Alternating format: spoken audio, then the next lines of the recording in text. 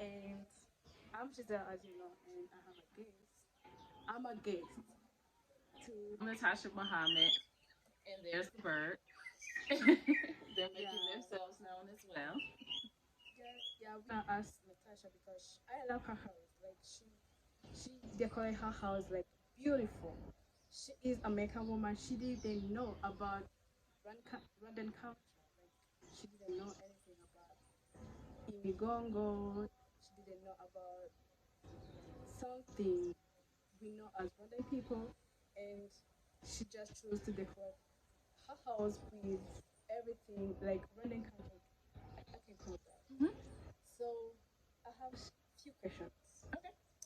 for you, like why you chose to come to Rwanda. So I chose to come to Rwanda because it was like a calling, a pull on my soul.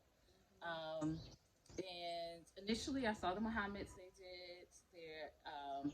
They were talking about it. Adila had talked about it on her Facebook.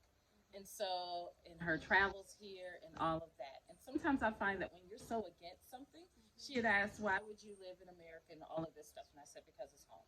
So I find out when you're so against something, there's usually a calling that's going to happen and create a change.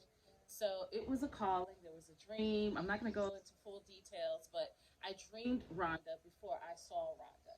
So dream specific neighborhoods and all of that before I ever saw them and knew that they existed. So I knew it was meant to be. In everything, when you make up your mind and you follow in the right path, everything is cleared out of your way to actually achieve the goal. So that's what happened, and that's why I chose to be here in the time that I came. Wow, that's beautiful. And what's the message you can give to the other people they don't know about Rwanda? Like I can say like Rwanda is a beautiful country because I'm Rwandan, but I need to give people a message. People don't know about Rwanda, didn't been here. Like how you like Rwanda and how you can encourage people to come to visit Rwanda. Come visit. And that's simply because Rhonda has a youthful energy, and not youthful just in terms of the people, but youthful in terms of Rhonda being in more of its, not necessarily infancy, but it is in a growing stage. And so to be a part of change, to be a part of an evolution of a place, you should be here. You should see the natural beauties. A lot of times in the U.S., whenever we have mountainous places, yeah, I brought my fan. It's kind of hot here. Nice. So yeah, I brought my good old American church fan. But and so if you know, you know. So Wow. but Rondon building is in tune with nature. So a lot of times when you travel, you'll see homes that reflect the environment of where they are. In the U.S., whenever we have mountainous regions, we will blow through the mountain and drive through the mountain. Here, the mountain is part of everything. It's part of the ecosystem. It's part of the travel, and so the way that the Kigali specifically, but Rwanda as a whole moves is in accordance with nature. So you should come if you're really into nature. You should really come if you want some of the city life. You should come. Kigali is a vast city. Different people are here. If you want to have an ease in travel, meaning once you get off the plane, before you even think about coming, applying for visas, all of these shots, everything that you have to do, um, you don't necessarily have to do that to come into Rwanda. As soon as you get off the plane, you can go in, apply for whatever visa that you want, and you can come. The people are friendly, and it allows you to have a peace of mind type of travel when you get into Rwanda. So that's one of the main things. Also, you will not be bribed by the police. It's happened to me in another country. You will not. That corruption type thing doesn't exist here. That's beautiful. And then yeah, we can talk about lots about Rwanda. Rwanda is like home. I feel like anywhere that you are should be home, Yes. and it doesn't mean if you're even somewhere temporarily. It should be home. It should Wow. reflect you where you are, so that you'll have a place to rest. Because anywhere outside, you're working. It's all influenced by everyone else. So this home should be a place of peace. Should be a place where you can, as when I greeted the door, I look crazy, right? And you're like, what's wrong? Because I was resting, right? And so it should be the place where you can look crazy, have your hair up in a bonnet, and not care. It's just a place where you can relax and take off that outer armor that you may have that you have to present to others. You can take that off and just be your vulnerable self at home. And so that's what I try to create, a place of peace for myself. It ends up being peace for others because I am at peace. So when you're at peace, everything around you will be at peace. Oh, this is beautiful. This is. I want to be like. I want to declare myself in my house like this, and then this and this. What the tips? What the advice you can give to the people who wants the house to be like beautiful using like culture things, gongo, some type of things she gonna show us, and then what the tips or advice you can give people watching this video. So as Giselle was saying, the house went through change. Even the couch, remember? This Yes. couch was on the inside. It was made for the inside. The person who made it tried to make it look like a couch I had in the U.S., which I loved. And but it didn't fit. It wasn't the same. So one day I felt like, oh, let's move it outside. And then it being so, don't be afraid of change and causing change. So in moving it outside, it's so comfortable outside, and that's a tip for everyone. If you try to force something to be what it's not supposed to be, then it will be uncomfortable to you. Your life will be uncomfortable. If you're forcing yourself to be in a situation, you'll be completely uncomfortable. But when you move it into a place where those expectations aren't there, this is the most comfortable couch outside. You could go to sleep in the house. We couldn't, because there was a certain expectation of an inside couch. But out here, it's like, so being open for change. And the house has gone over evolution over time because I went through an evolution. And so I leaned into that, and I wasn't afraid. I didn't try to go with any trends. It's a reflection of me at this point in time, and it can change. Like, I move stuff around all the time to fit what I need. So it's a reflection of you at that point in time. Even my daughter's room, a reflection of them at that point in time. Even though they're in the U.S. in school, I called. I was like, hey, I'm thinking of this. What do you think? And some liked what I was thinking, the other one didn't. And then we had to make that change and do adjustments to the design plan for their room. So it's just about where you are at that time and embracing it and not running away from it to fit someone else's expectations. Wow, that's amazing and that's beautiful. Listen. Thank you, Natasha. We're gonna Thank see you. look at on your house, and then thank you so much for your time. Thank you for coming. So she said, I'm the boss. She's the boss. She's the manager of the home team as well. She's in my phone as Giselle the boss and has been since the beginning. So don't let her fool you. Don't let the smooth taste fool you. That she's the boss.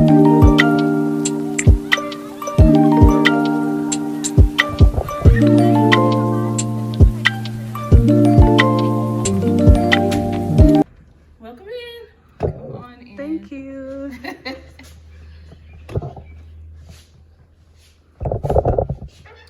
So this, of course, is the living room or family room. It's where I come, I work. It's also my workspace. So as you can see here, this desk was actually upstairs in what was supposed to be an office, but I can't be in confined spaces and work. As Giselle said, I work in IT. I work in the US. So I have to have monitors, my laptop, and I like to be able to look outside. I'm on Zoom a lot. So this chair was actually made for the dining room, but I brought it over here. Why shouldn't I be comfortable, right? If I'm here working 10, 12 hours a day. So I have it here in this space, and then the couch was kind of designed to be like the mid-century modern style, and you can see on the legs how they expand out. And so it's a reflection. I love that style. And then as well as the console, it reflects the mid-century modern style. It was a gift to me, and so I really appreciate that. And then as you can see here, so one day I was sitting around, I actually found this sketch, and I was trying to design how this wall would look. And so it looks exactly how I pictured it in my head, not how I wrote it out, because I'm not an artist. So we have the Mgongo repeated in a panel on each side, and with the shelf in between with different reflections of culture. So you can see the Rwandan statues in a lot of the Rwandan style up there. Also, I brought some things from the US, so the candle holders I brought I bought from a company called Sticky Icky in the U.S. And there's a candle, there's a youth-shaped candle holder that I bought actually from Target and brought it with me. But you can see the mask. I gave the person an idea of a mask that I wanted, and she duplicated it. And then you'll also see other things, like there are some photos of family. So like my cousin and I, he sits on my desk as a reminder of our childhood and youth. He has passed on with the ancestors, but he's always with me and close by. You'll see things like a goddess of fertility there. And it's always about creating life and always being ever pregnant, not necessarily pregnant, no more babies, but pregnant with ideas, pregnant with everything that causes you to flow. So that's kind of the place that I want to create a fertile space where life is always present. So you can see that in the plants. My favorite plant is a monstera, and you'll see here inside of it is a statue that my aunt gave to me many decades ago from Kenya. And so it's inside the plant, always bringing family and heritage with me wherever I am. And then you'll also see other statues here. Goddess Hathor from the Kemet. So most people know as Egypt. She sits over there. So different things I brought in with me with the Mayan calendar. All of that coming to reflect culture and reflect everything that I am. And you'll see some custom artwork. So sip and paint at the Ikawa Cafe. So some of my art from the sip and paint, and then some things my daughter, my son made, and then a very good friend of mine made this for me as a going away gift. Wow. To reflect the flag of Rwanda. So I brought all these things with me. My aunt brought me these masks from Kenya, and I'm not going to point out everything, but also the eye, the evil eye, as a protection. I have crystals and those sigils around me to offer protection for those inside and outside. And also it's a great mirror to check myself before I walk For out. real. And then this wall, I drew this wall out in the dining room. Again, Imigongo. It shows some of the same pattern that's on the living room wall to be a reflection of each other, yet different. It's like people, we're a reflection of each other, but we express it in various ways. So we may look similar, but we're not complete identical twins. Neither are identical twins. So you have masks on here that are from the Congo, and then a mirror, because anytime you place a mirror by a dining table, it's like a symbol of adding to your harvest. So it's great feng shui, but adding to your harvest and always being ever abundant. So I have a mirror at the table. Yeah. And then you can see here the kitchen. Beautiful. Again, it goes along with the black and white, and you will also see a lot of the Rwandan culture reflected, because why would I live in Rwanda and not reflect it in my home? Oh, and some good old ginger snaps, because I'm my grandmama's grandchild. Wow. Yeah. Beautiful.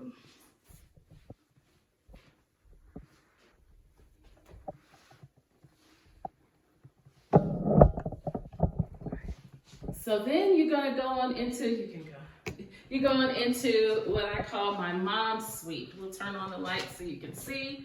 My mother is a member of a sorority, Delta Sigma Theta sorority. So when she came to visit for the holidays, I wanted this area for her to reflect her, while still also adhering to some of the principles of being reflections of Rwanda. So the bed was made in red, and then you can see a lot of things in red and white. If you ever see her house, you will see everything's red and white except for the room that I sleep in.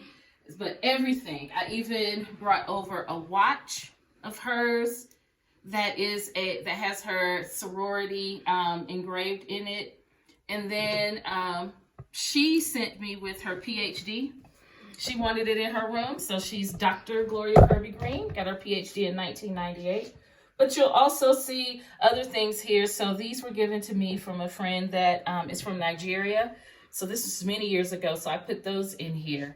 But you can see, again, the Imigongo tiles, and you can see some of the on the repeated patterns on the wall. It's in the form of a pyramid or triangle, which is their sorority symbol. So again, reflection of mom in this room, while still adhering to some of the design principles that I wanted.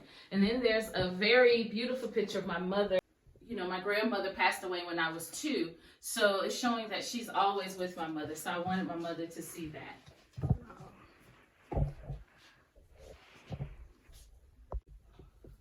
And now you see the imigongo on the, and then we have the shelves. So there are a lot of things that I didn't bring, most of my albums, but those that I valued the most, I brought up top. So you'll see, of course, the Michael Jackson, because I'm a huge Michael Jackson fan still. My sneakers signed by DMC. Whoa. Because I'm a hip hop head. And then you'll see that I am a huge nerd. So I love Star Trek. I'm a huge Star Trek nerd. I'm also a child of hip hop. So some of the memorabilia that I have given to me by my friends in hip hop, and also a Michael Jackson shrine. Because Michael. And when I say shrine,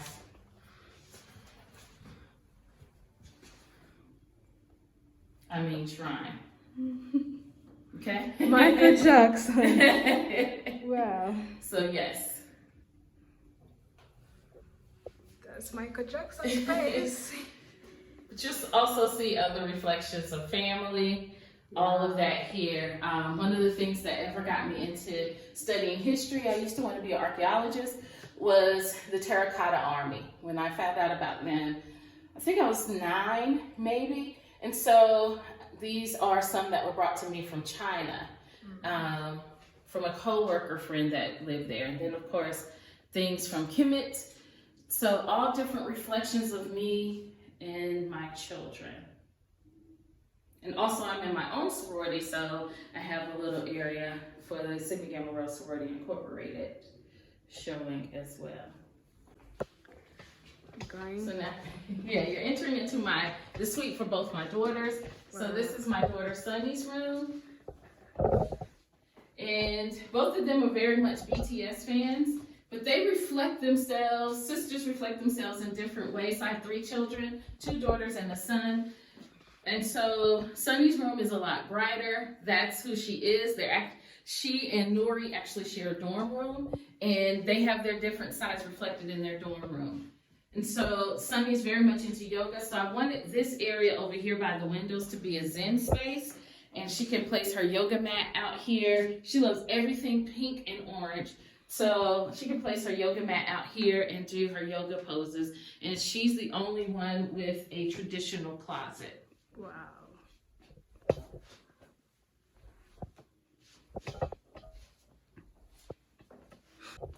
And then you enter into their shared bathroom, but it's really, you'll see the difference between the 2 girls soon.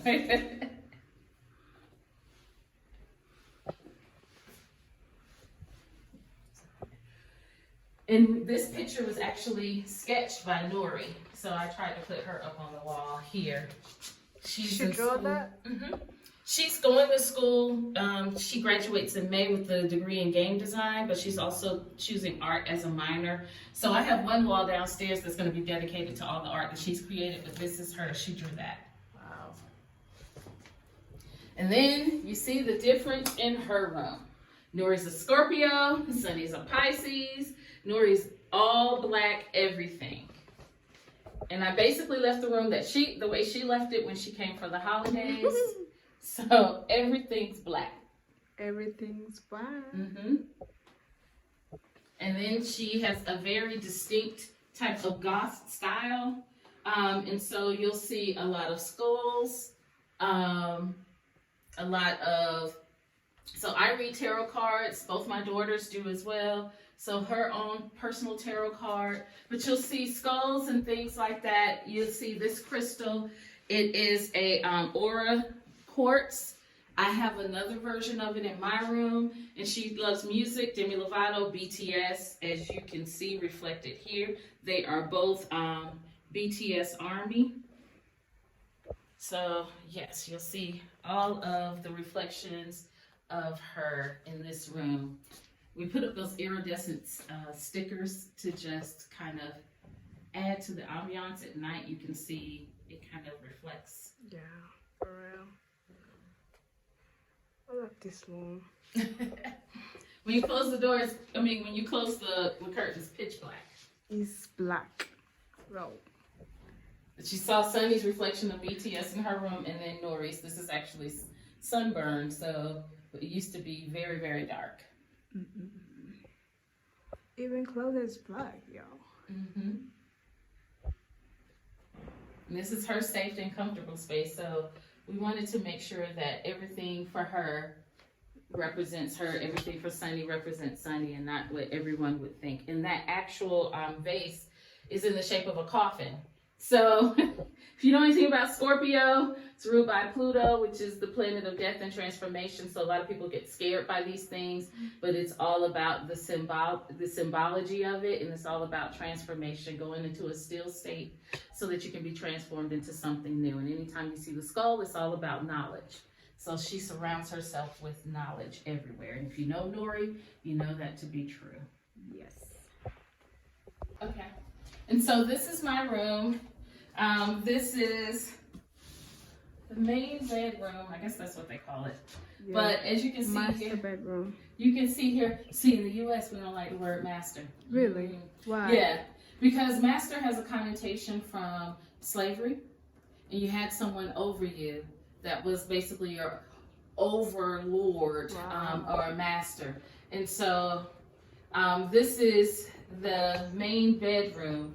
And so as you can see, I have a gallery wall that is, again, my daughter-in-law. I have art everywhere. So my daughter-in-law painted this for me as how she sees me, as a empress, high priestess that can wield power and wield power from the elements. As you can see here, crystals. Crystals are all over my home. You don't necessarily see all of them. They're in different places, some for different types of service, for protection, for cleansing, for various things. And so then my son got that for me because he's like, Mom, that's you, this high priestess energy. So he saw it and bought it for me. And then you have another painting placed on the wall in a place of honor to just reflect that.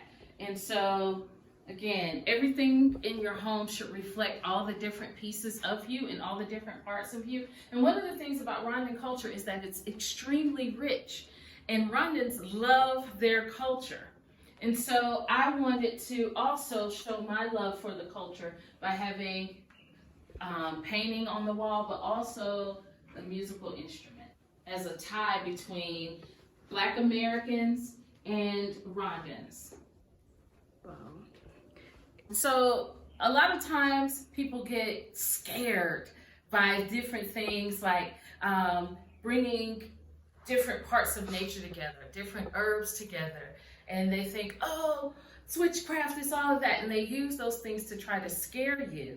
They use terms like witchcraft to scare you as though it's something evil. Everything that we do is a reflection of the Creator.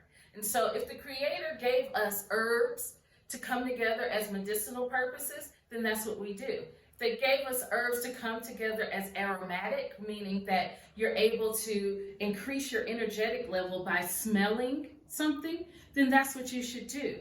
Don't be afraid because someone came along as they use religion as a weapon, rather than, I just had a conversation with somebody about that, how that song, Onward Christian Soldiers Marching Off to War. Well, what they marched off to war with was the religion used as the weapon in order to cause people to fall into submission to be ruled over.